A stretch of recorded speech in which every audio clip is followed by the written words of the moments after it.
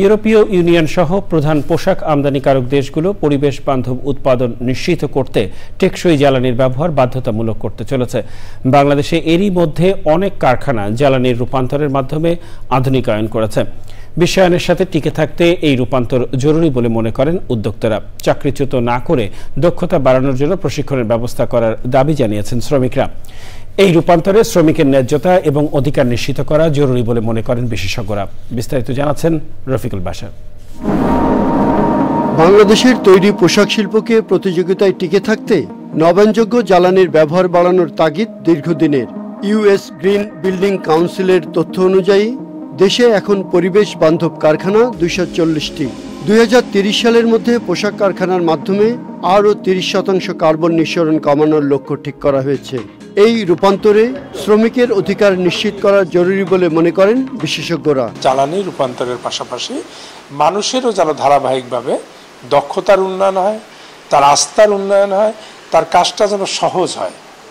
Machine যেন তাকে আপনার কাছ থেকে সরিয়ে না দেয়, অপসারিত না করে, বরঞ্চ তার কাজকে সহজ করে তার জীবনকে আরো সহজ করবে।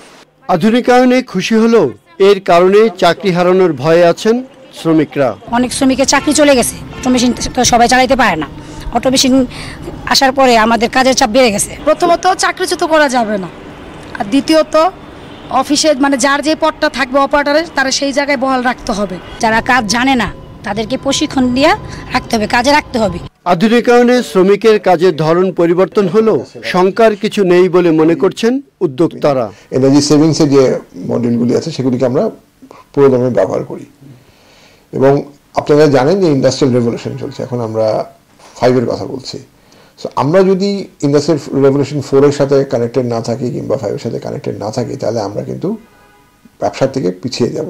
যারা মনে করছেন যে ইন্ডাস্ট্রি 4.0 গেলে পরে আমাদের শ্রমিকদের চাকরি হারাবেন, আমার মনে হয় এই ধারণাটা অমূলক। একটা কাজের জায়গায় অন্য একটা নতুন একটা কাজ আসবে, নতুন স্কিলের একটা কাজ আসবে, আপস্কিল হবে তাদের। আমরা আমাদের নিজেদের স্বার্থেই কিন্তু তাদেরকে আপস্কিল করে নিচ্ছি। বিশেষজ্ঞরা বলছেন, জলবায়ু পরিবর্তনের এই সময়ে শিল্পক্ষেত্রে জীবাশ্ম জ্বালানির ব্যবহার কমিয়ে কার্বন নিঃসরণ কমাতে নবায়নযোগ্য জ্বালানির ব্যবহার বাড়ানো প্রয়োজন। শুধুমাত্র রুফটপ সোলার দিয়ে তারা পারবে না, সেক্ষেত্রে তাদেরকে অবশ্যই জ্বালানি দক্ষতাও বাড়াতে হবে। জীবাশ্ম জ্বালানি সৃষ্ট সংকটের সমাধান খোঁজার পথে শ্রমিকের অধিকার, স্বাস্থ্য এবং জীবিকা যাতে উপেক্ষিত না হয় সে বিষয়ে গুরুত্ব দিতে বলেছেন বিশেষজ্ঞরা।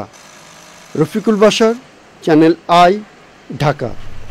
এই ঈদে জামা জুতো অ্যাক্সেসরিজের ডিসকাউন্ট।